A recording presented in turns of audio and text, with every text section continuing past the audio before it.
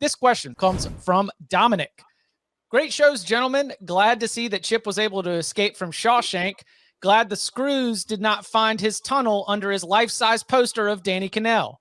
Hypothetical, of course. Give me a scenario where the SEC does not get any teams in the playoff this year. So first of all, we've got to talk about the cannibalization situation, right? Easy. Okay. I'll give you the scenario. And I don't want this to happen.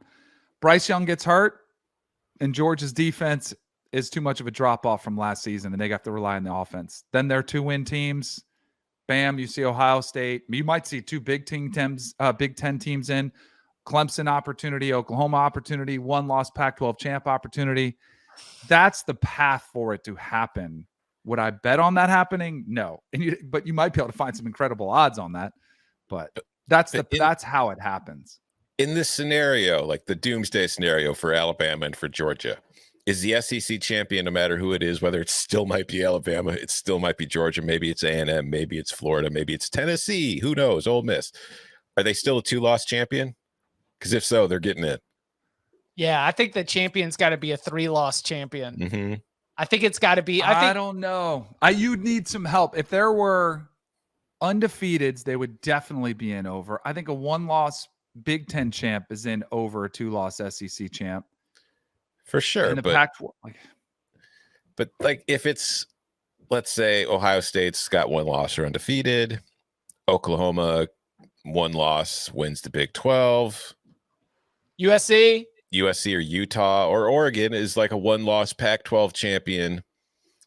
And then there's a 2-loss SEC champion. Who's the non-conference champion that with 1 or 2 losses that is going to get in over the 2-loss SEC? And Clemson's undefeated in this scenario. Right. So let's say Clemson's undefeated. Ohio State's 11-1. Oklahoma. What if Oklahoma 11-1? Okay, 11. Whatever. The Big 12 champion. They're all 1 loss or undefeated. Does a 2-loss Alabama, 2-loss Georgia, A&M, whoever wins the SEC, get in over the Pac-12 team? I think so. No, unless it was Oregon's 1 loss was to Georgia. But what if Oregon beats? I mean, that's not. I think they're. What are they? What's the point? Well, actually, but that's part of. I think that's part of that. That'd be a good way to say that this doesn't happen. Let's say Georgia, one of its losses is to Oregon. Right. Oregon goes on to win the Pac-12. Is Oklahoma playing anybody from the SEC this year? No, they're playing Nebraska. Yeah. Okay. Well, that does nobody any good. Texas beats Alabama. What? That's another. I don't think it. Somebody I saw. I enjoy Reddit CFB on Twitter, and they do a great job of bringing some of the good LOLs to the forefront from the depths of Reddit.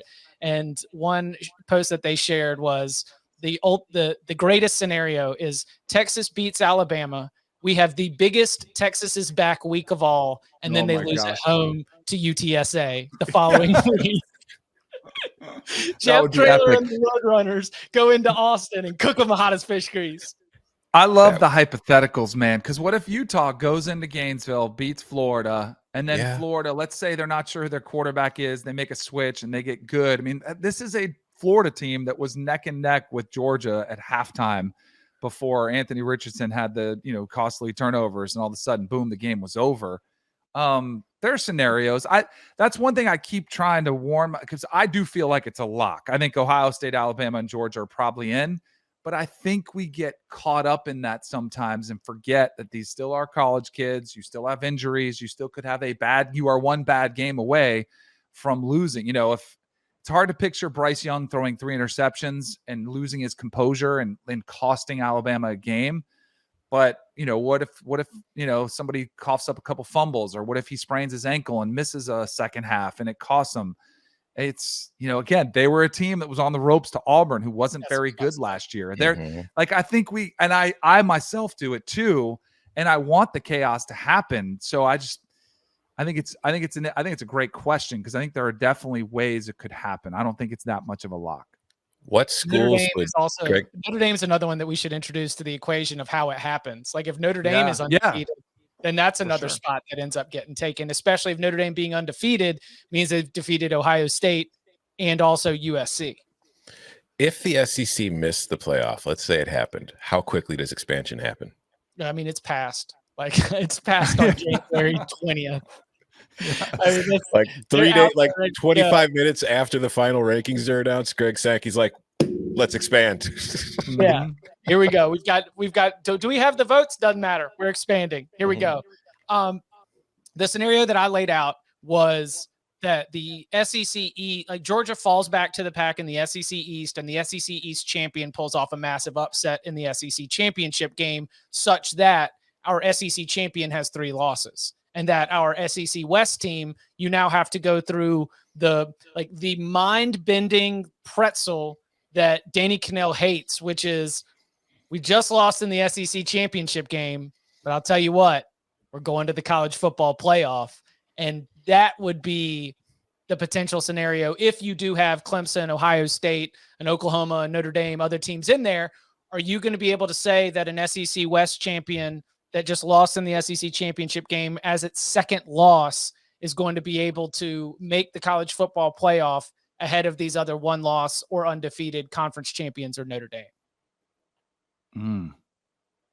But we also just picked Georgia over under, or we will be picking Georgia over under 11.5 on the win total coming up. But there's also there. I think the other part of this conversation is that, and because it said, does the SEC get shut out? I think it speaks more to like who else would make it besides Georgia, Alabama?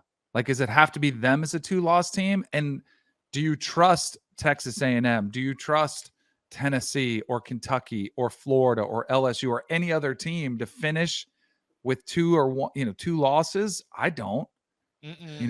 So that's the thing I think that's interesting about this, and that's what we talked about when we were doing SEC Media Days. Like, I think there's a massive drop off for the SEC, and if Georgia or Alabama stumble as those torchbearers, I wonder what it means for the conference. That's where I think they're vulnerable.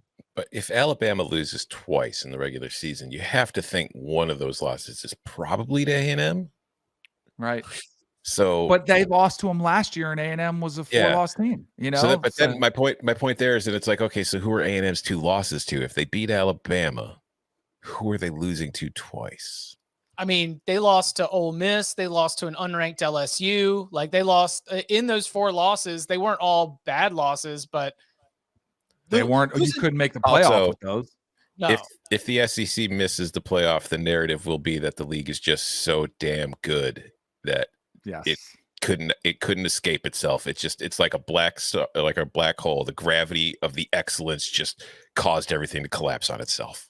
No, I think, and that's where the push for the 2-loss champion would come from. Oh, this is the toughest league out there. Of course, we're still the best team. I mean, I was listening to my boy Chris Doring, who even though he's a Gator, we are pretty good buddies. I was listening to him during SEC Media Days, and he was saying this is they're pitching the deepest. This is the deepest the conference has ever been, especially the West. He said he thinks this is the deepest the SEC West has ever been in history. And I was like, are we looking at the same teams? Like, I get they'll be okay, but you can't make that case. I don't think you can make that claim now. I think that might happen because of the coaching. Like, you just go up and down the coaching roster in the SEC West, and you're like, wow, Lane Kiffin, Mike Leach, Brian Kelly, basically everybody but Brian Harsin. You're looking at them as high value coaches that get high placement in our Power 5 coach rankings. So, they're spending a ton of money on coaches, so it becomes the most prestigious coaching job. They land good recruits, but I mean, there's only but so many wins that are available out there. Just because you've got great coaches doesn't mean everybody's going to be able to be awesome. I think it's also, so it's the great coaches and it's the history that they fall back on. And this is where I think the brand bias helps a lot of schools that are brands, Ohio State included, teams that are outside.